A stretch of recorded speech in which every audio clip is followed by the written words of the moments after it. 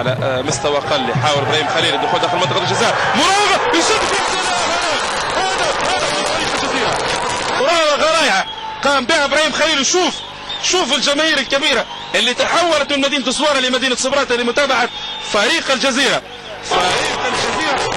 متابعة الفريق. وهنا الرقصة الافريقية بين ابراهيم خليل ومكوف الاعادة.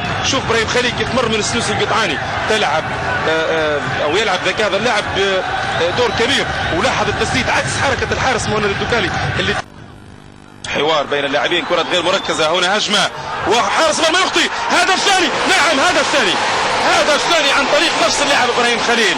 قلنا ونقول دائما ان هذه جماهير مدينة اسوار، جماهير الجزيرة اللي اهتزت معها المدارج في تسجيل ابراهيم خليل الهدف الثاني.